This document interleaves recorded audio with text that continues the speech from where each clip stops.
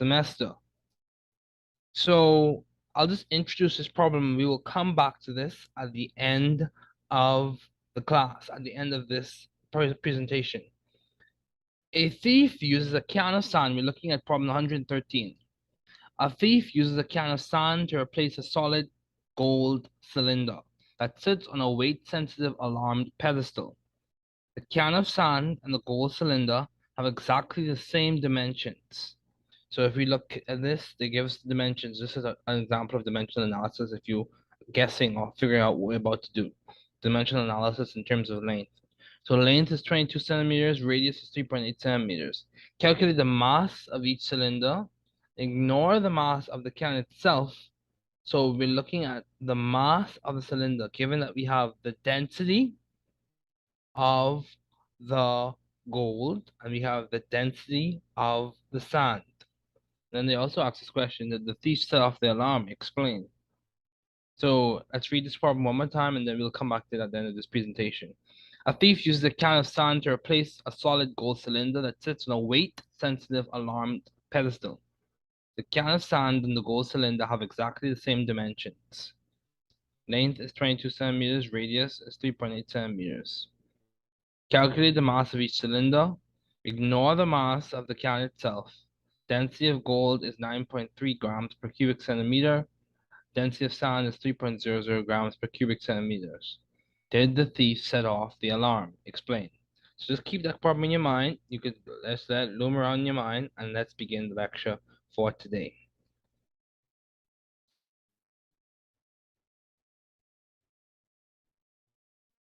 Okay. So what is chemistry? We discussed this earlier.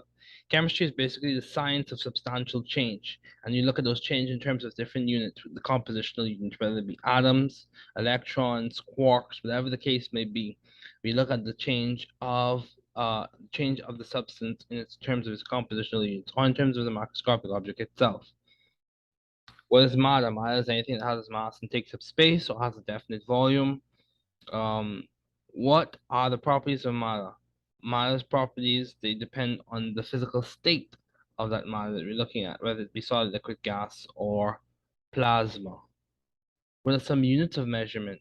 Some units of measurement are SI units, of course, and they could be ranged from length to Celsius, depending on what you're looking at. What is dimensional analysis? It's a way we do calculations. So, and I've already discussed these things. So we've discussed all of these things in lecture already. The atomic theory of matter refers to John Dalton's atomic theory. If you want more information about that, you feel free to look back in your textbook or re-listen to the lecture. We'll discuss a little bit of that later on.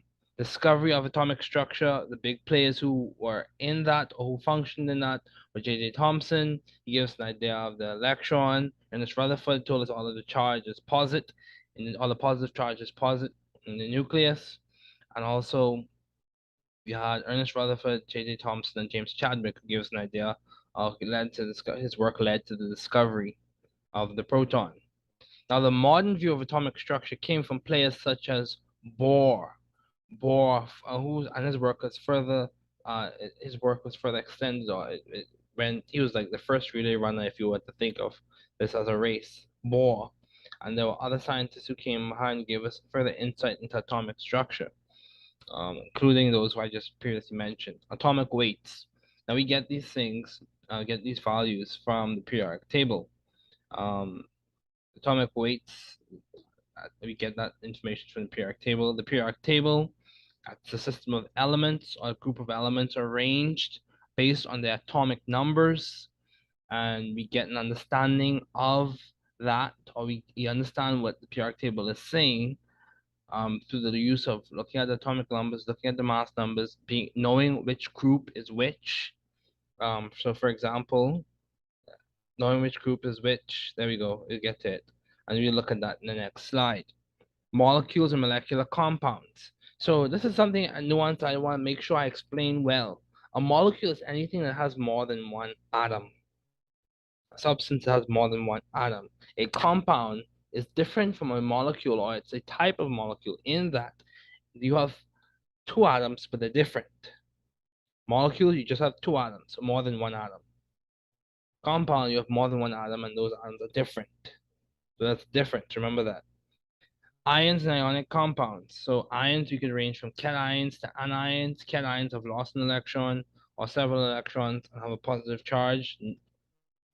Ionic compounds, for example, sodium chloride, salt, is made up of, if you look at the Born-Haber process in which you form those things, you have the formation of sodium cations and chloride anions coming together to form the crystalline lattice. So an ionic compound, an example of that is sodium chloride. The naming of those ionic compounds, it depends on the type of compound you have. If it's binary, so if you have two things together, two types of atoms together, two different atoms together, if you have two things together, if you have sodium and if you have chloride, sodium cation and chloride anion, those things coming together, that's going to be a binary compound. And typically when we're writing binary compounds, we write the name of the element that is to the left or to most to the left, or the alkali, the metal basically, the thing that has the most metallic character. We write that as first, the first thing. So sodium will go first. And then chloride, we write chlor, CHLOR, and then the suffix "ide" comes from the fact that it's an ion. So that's sodium chloride, and it's a binary ionic compound. Okay, simple organic compound naming, those come into play depending on the types of number of carbon atoms that you have. So let's just do a quick survey of the periodic table. So over here we have our alkali metals, alkali earth metals. We have our transition metals here. Then we also have metalloids, bic-gas, antipo, boron, silicon, germanium, arsenic, antimony, tellurium, polonium. We have aluminum, these are group 3. We have carbon, all of the big players. We have our halogens, and then we also have our noble gases. So key things to keep in mind. The group number gives us an idea of the valency. So the group number gives us an idea, especially for main group elements. Groups 1, 2, 3, 4, 5, 6, 7, 8. In ideal situations, those group numbers give us the idea of the valency. Noble gases, it just tells us it has a complete octet, so they're extremely stable in their ground state. So group 1 will typically have a positive charge, or they will form cations with a +1 positive charge. For the group 2 elements will form a cation with a +2 positive charge. Group 3, for example, aluminum, forms a cation with a +3. Silicon has various valencies. Germanium, tin could be 2+ or 4+. So 4, but for this is consistent with the idea that they have the capacity to form or to have the valency of 4. Nitrogen, now as we go from group 5 onward, these atoms or these elements are electronegative. And for example, with nitrogen forms a anion N3-. So we went from the things that were donating or giving away the electrons, groups 1 through 4 basically, to those that are accepting electrons. So nitrogen is accepting electrons, so it typically forms N3-. Oxygen accepts 2 electrons, O2-. Fluorine accepts 1 electron, F-. And that typically is consistent throughout the group. So that's what the group numbers tell us. Now the period numbers tell us the number of electron shells. And this coincides well with the Bohr model as we draw those models out. As well as there's some things for you to note. Let me get my annotating option. This right here is known as the S block. This right here is known as the P block. This right here is known as the D block. And this right here is known as the F block. So I'm just exposing you to that content now so that you're familiar with it before we go into it in depth. Those letters, they come from quantum chemistry, and they give us an idea of how the electrons are distributed typically within the atom. So they just give us an idea of that, and that's all I'll say about that for now. Now the F block, we have our lanthanides and actinide series, and those you just be aware of them for now. Let me erase this. Let me see. Let me erase this. There we go. Okay. So common cations. These are common cations to think about.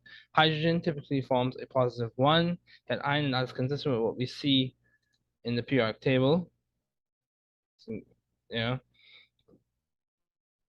Lithium, sodium, potassium, cesium, and silver form +1 cations. Magnesium, calcium, strontium, barium, zinc, cadmium form 2+, aluminum forms 3+, ammonium forms a +1. Now we're talking right now, ammonium is a compound. It has two different elements, two different atoms that come from one from nitrogen, one from hydrogen. Actually, one from nitrogen and four from hydrogen. But at the end of the day, it's made up of two different elements, nitrogen and hydrogen. So copper +1, cobalt 2+, copper 2+. Copper is a little different because when you look at our transition metals, these ones are special. Copper is special, um, copper is special, chromium is special, manganese is special, iron is special because they have various valencies.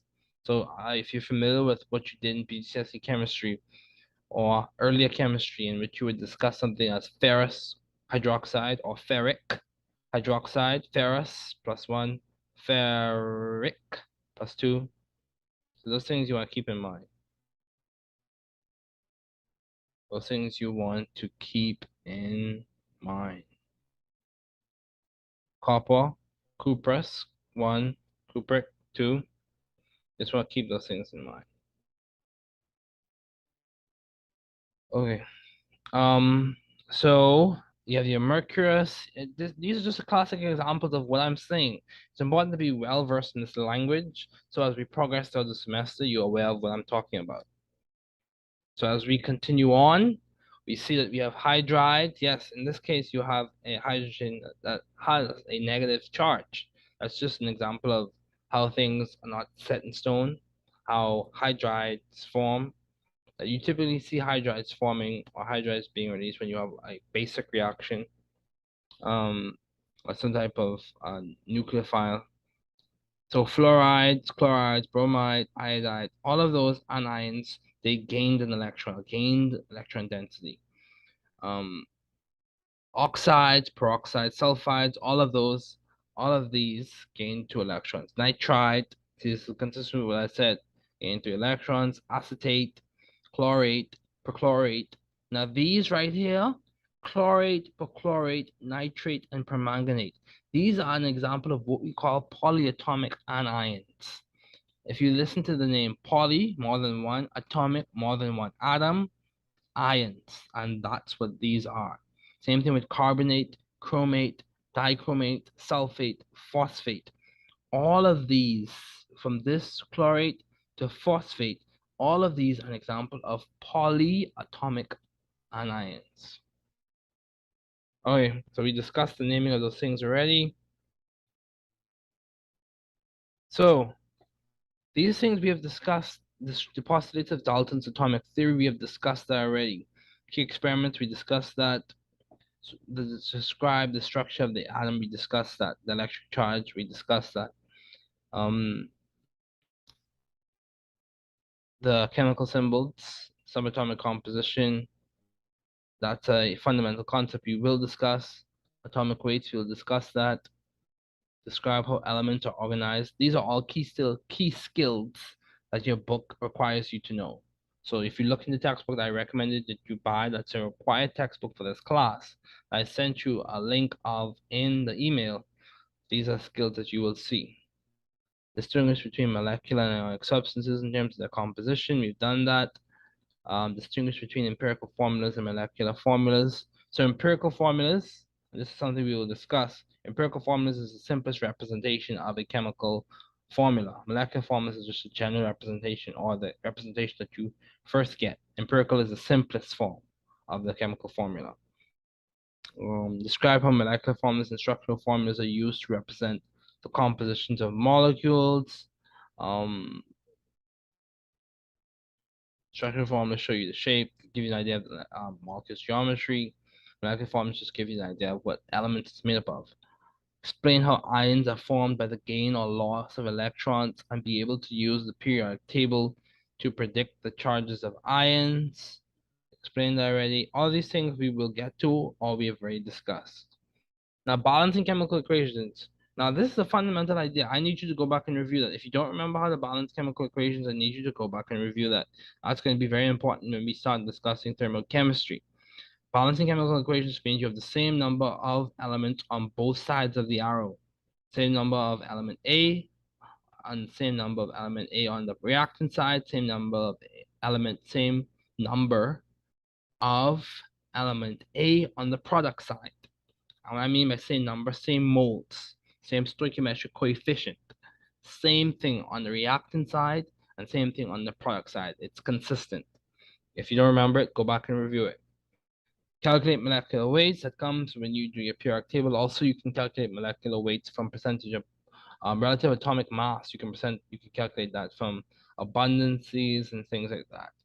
So convert grams to moles, moles to grams. That's stoichiometry. We've reviewed dimensional analysis. Go back and review the BGCSE stoichiometry things if you don't remember those. Avogadro's number and percent yield. So I'll just show you a quick example of how to do percent yield. Percent yield is done by your actual yield over your theoretical yield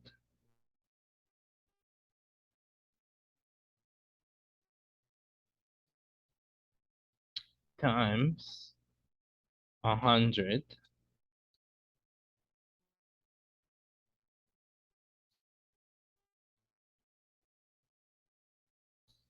over 1. Actual yield over theoretical yield times 100 over 1.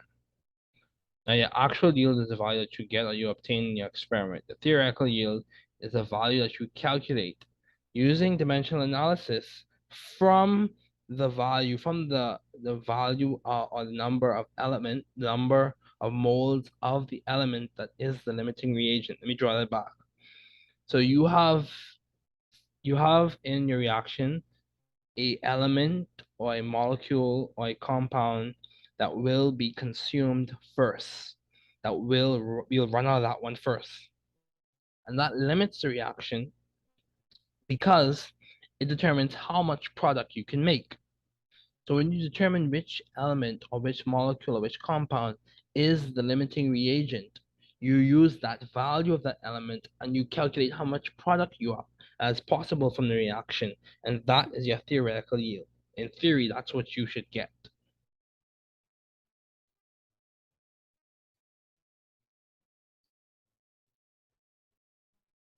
Okay, so let's keep going. Let's keep going. Okay. Okay, recognize compounds as acids or bases. Okay, metathesis, redox. Okay, so I'm gonna give some explanations for these things, but we will discuss these. We will discuss more of this in general chemistry too. But recognize compounds as acids or bases. The acids and bases the typical in the Bronsted-Lowry definition of acids and bases, an acid is something that releases hydrogen ions in solution, has a low pH. A base is something that basically accepts hydrogen ions, hydrogen positive cations. And actually, another way to put this is a base is something that accepts protons or accepts hydrogen ions. Strong, weak, or non-electrolytes. Strong acids completely ionized in solution. Weak acids partially ionized in solution. Non-electrolytes rarely or seldom anionize in solution. Recognize reactions as acid, base, precipitation, metathesis, or synthesis. or redox. Acid base, you have to know whether you have an acid and a base in the reaction. Precipitation, you have start with two aqueous reagents and you end up with a solid. Metathesis, that's a little bit advanced for this level, but it's the form of synthesis that's involved with transition metals. Redox, you have reduction and oxidation occurring at the same time. Be able to calculate moles or grams of substances in solution using molarity. That is a BGCSE skill. Go back and review it if you don't remember it. Understand how to carry out a dilution. That's something you'll learn in lab. Understand how to perform and interpret the results of the titration. That's something you'll learn in lab. So we discussed this already, and I showed you this video in the previous lecture. So let's go through this problem now. So I introduced this problem to you. Let's read it again. A thief uses a can of sand to replace a solid gold cylinder that sits on a weight-sensitive alarmed pedestal. The can of sand and the gold cylinder have exactly the same dimensions: length 22 centimeters and radius 3.8 centimeters. Calculate the mass of each cylinder. Ignore the mass of the can itself. Density of gold is 19.3 grams per cubic centimeter. Density of sand is 3.00 grams per cubic centimeter. Did the thief set off the alarm? Explain. So let's look. What are we given? We are given that the cylinder has dimensions: length 22 centimeters, radius is 3.8 centimeters. We are also given that the density of gold is 19.3 grams per cubic centimeter, and the density of sand is 3.00 grams per cubic centimeter. What are we solving for? See, this is the same heuristic that I gave you earlier. Given, solve for conceptual plan solution, check and see if it makes conceptual or chemical sense. So what are we solving for? We're solving for the mass of the gold, given the length, the radius, density of the gold. Technically, we're given the length and radius of the cylinder and density of the gold, and the mass of the sand, given the density of the sand. So what we're going to do, we're going to look at length and radius, and we're going to convert that to volume. Then we're going to look at density and volume and convert that to mass. Volume is equal to length times pi times r, or radius squared. Density is equal to mass over volume. So the volume of the gold is equal to the volume of the sand. That's the assumption that we're making in this equation, in this solution process, in solving this problem. And that's going to be 22 centimeters, which is the length, times pi, 3.14, times the radius, 3.8 centimeters squared. And that's going to be equal to 998.0212 cubic centimeters. And density is equal to mass over volume. So we rearrange the formula for density, and we get that mass is equal to density times volume. So we just solve for the volume, 998.0212 cubic centimeters, and then we multiply that volume by the density of gold, 19.3 grams per cubic centimeter, and then we get 1.926181 times 10 to the 4 grams.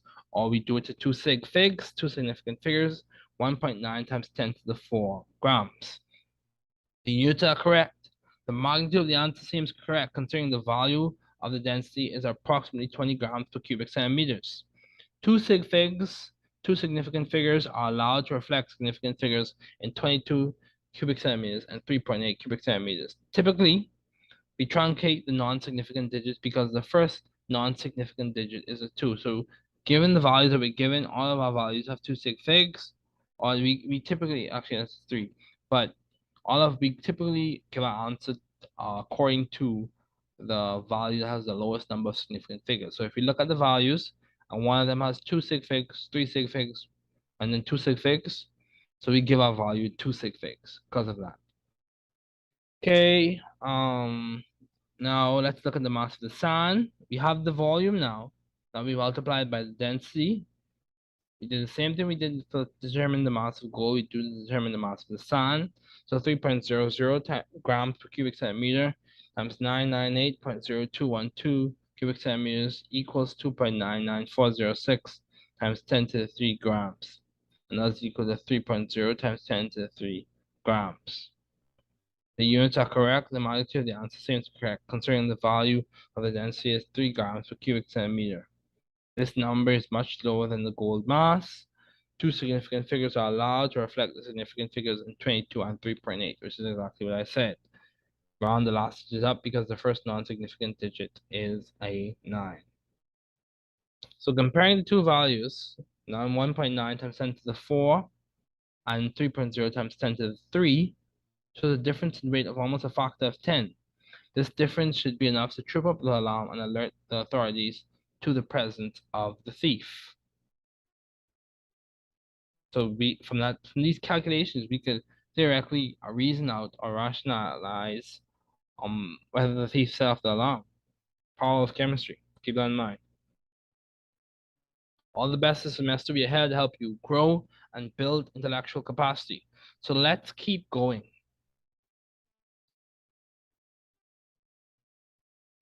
Let's keep going.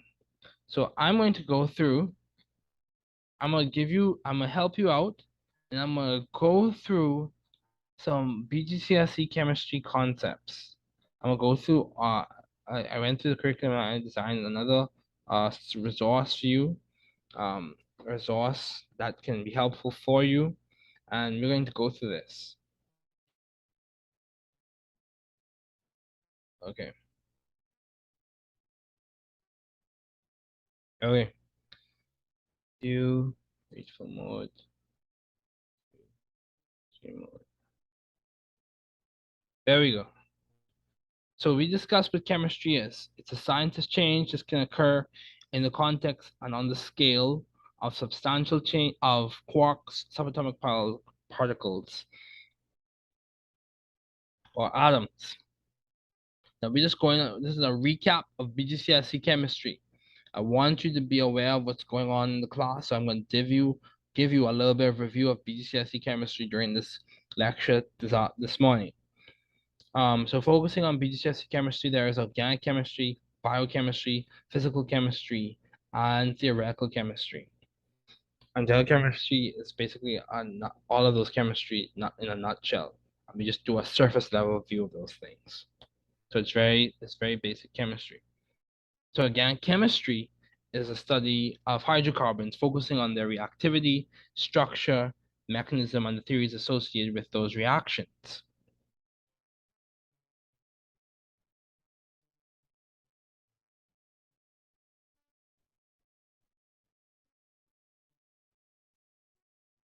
So there are 5 key ideas that you were exposed to in BGCSE chemistry: chemistry fundamentals, the mole concept, acids and bases, energy and speed changes, and applications of other types of chemistry. A core idea that you were introduced to is that matter is made of particles ranging from atoms to ions. These particles are arranged differently in solids, liquids, and gases, and when heat or energy is applied, phase changes also can occur. So let's keep this in context. The particulate nature of matter is that matter is made up of particles. These particles range from atoms to molecules to ions. These particles can vibrate and move, and eventually the distances between the particles changes, and that affects the physical state, resulting in phase changes. So the elastic collisions are the consequent. Let's talk about elastic collisions, because this is tied into something you learned in BGCSE chemistry, or this is tied into the kinetic molecular theory, which is a very important concept to understand. So elastic collisions, which occur ideally with particles when they contact each other, and they result in the conservation of momentum, or that momentum is conserved. The final momentum is equal to the initial momentum.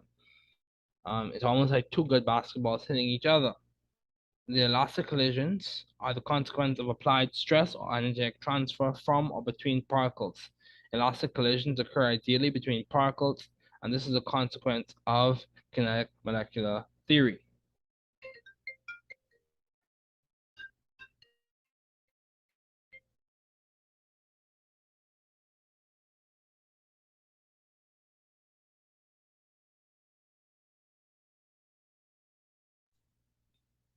Okay, so let's continue on.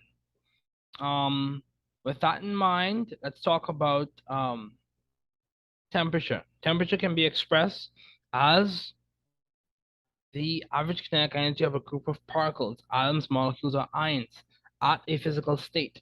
Temperature can be related to kinetic molecular theory, energy, and motion. The previous statement is true, since kinetic energy increases occur at the same time with motion, and that ideally results in increases of thermal energy. So let's keep going. Diffusion, so these are all tenets of kinetic molecular theory. Diffusion can be explained as the movement of particles down a gradient without external input of energy, the opposite of active transport. This is a consequence of the kinetic molecular theory, in that particles are in constant rapid motion, interacting with elastic collisions. Diffusion is physical state and temperature dependent. Diffusion is the movement of particles from high concentration to low concentration, or basically down a concentration gradient. Diffusion is dependent on the physical state of the substance and the temperature at which the substance is at.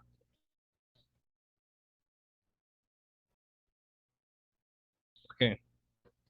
So in fact, it is a fact that solids, liquids, and gases are made up of particles, and each phase has a different arrangement of particles. Solids are closely packed in structures that absorb vibration, shocks, and transfer heat uniformly.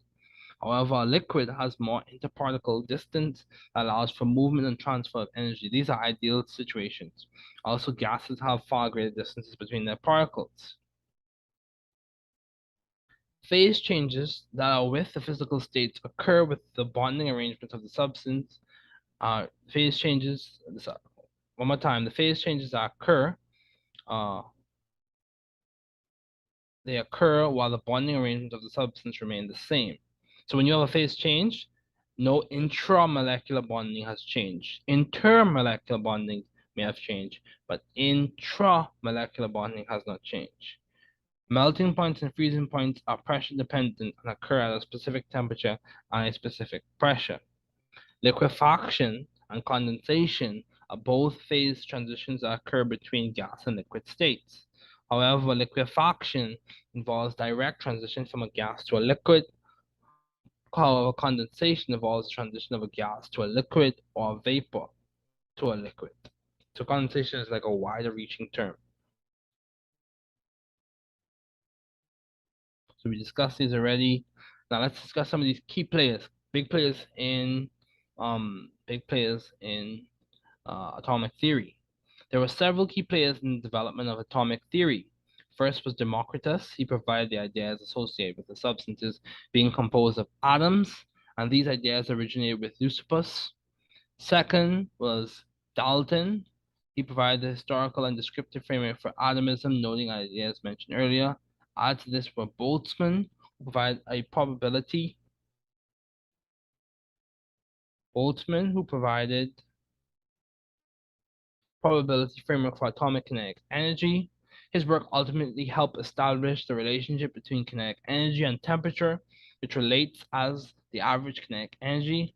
After was Ernest Rutherford and his alpha particle gold foil experiment, which provided evidence that supported the existence of nucleons. Nucleons, you have your protons and neutrons, that's a nucleon. In the center, nucleons. Nucleons are referring to your protons and neutrons, those things in the nucleus. Following this was the work which led to the confirmation of the existence of the subatomic particle, i.e., the electron. Moreover, was the work of James Chadwick. So following this was the work of J.J. Thomson, which led to the confirmation of the existence of the subatomic particle, the electron. So a nucleon could be a proton or a neutron. Moreover, was the work of James Chadwick, whose work helped confirm the existence of the proton. Along with these pioneers was the work of Niels Bohr and his model we will discuss this semester, from which we obtained the Bohr model. Additionally, it is noted that Gilbert and Lewis aided in providing a noting system for electrons and their atoms, which as time progressed, added to the toolkit of organic chemists in describing mechanisms. However, it is established that the position and momentum of an electron cannot be determined with equal accuracy, and that's the Heisenberg uncertainty principle. So these things are foundational. I'm not going into all of that. Feel free to go over your BGCSE notes. Feel free to go over your BGCSE notes. see. Okay. Let's actually, you know what? Let's just go over these things and go over the concepts, the foundational parts that occurred in the BGCSE curriculum that are very relevant to what we'll discuss this semester. A bond is an attractive force between nucleons and electrons. Nucleons can be protons or neutrons. Bonds can be dative, in which the pair of electrons come from one element, or covalent or ionic. Covalent bonds occur between nonmetals. Ionic bonds occur between nonmetals and metals. The ionic bond occurs between metals and nonmetals. For example, potassium chloride and cesium chloride. Also, the covalent bond occurs between nonmetals. So ionic bond occurs between metals and nonmetals. Covalent bonds occur between nonmetals. Carbon monoxide, a product of incomplete combustion, has covalent bonds, and dinitrogen monoxide, N2O, laughing gas, has covalent bonds. Bonding exists on a spectrum, but for the BGCSE, bonds were set categories, especially covalent bonds. But in reality, covalent bonds exist on a spectrum in which you could have polar covalent or non-polar covalent bonds. So this is an example of a Lewis structure. You can draw an example of metallic bonding. Now let's talk about the concept of the mole involves a chemistry analog of the dozen. So it's almost like describing, to say something, a mole of something is almost like saying a dozen of something. But numerically they're not the same. But what you're trying to do is name a group of items or a number of items using one word.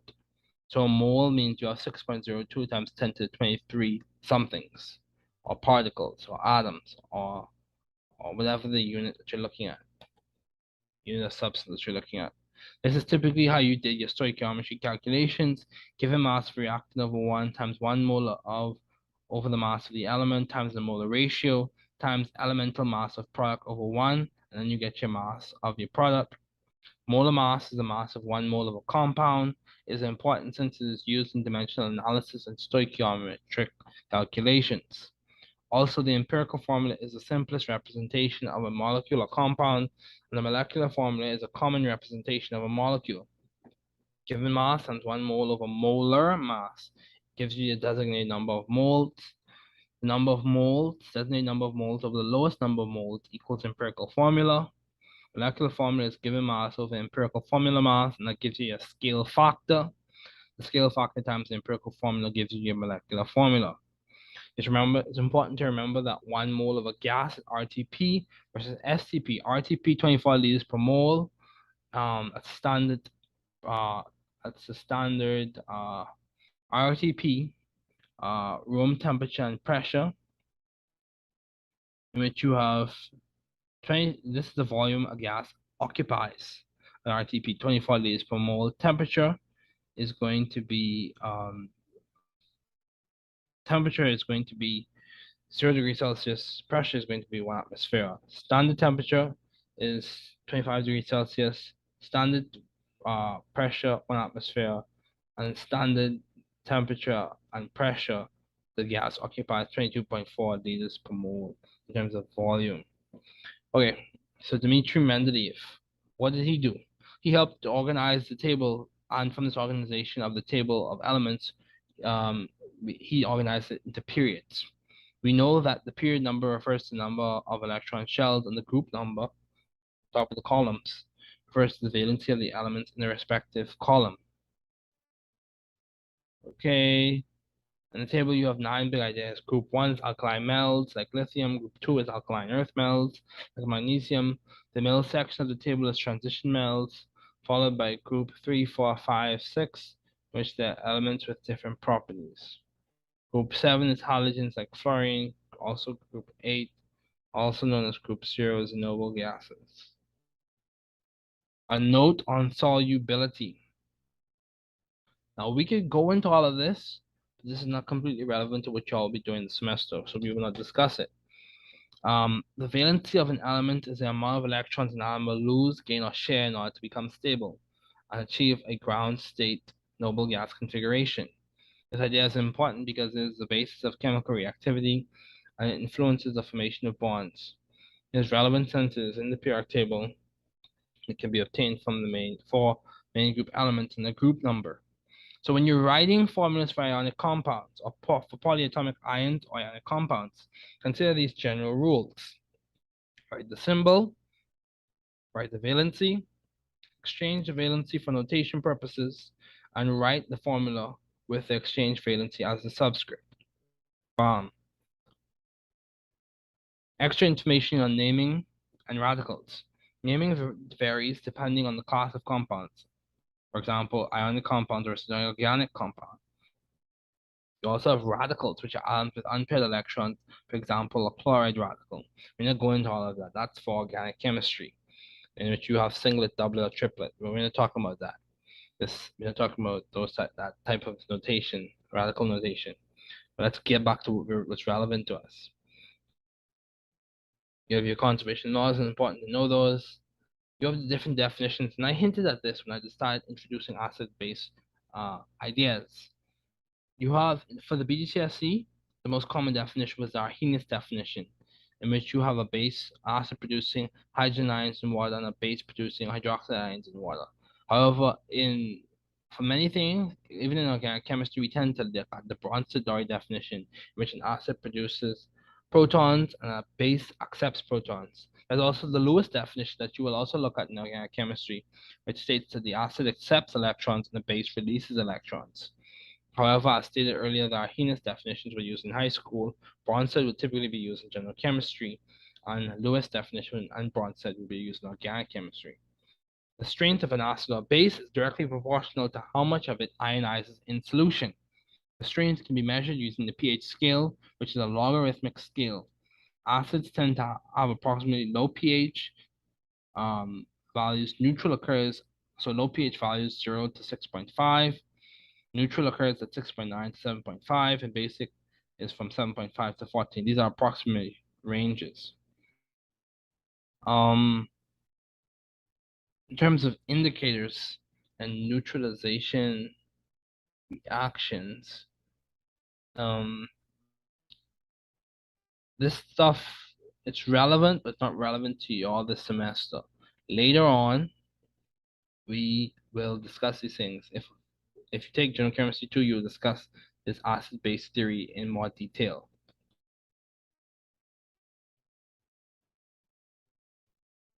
Okay. Le Chatelier's principle. That's for general chemistry 2. General chemistry 2.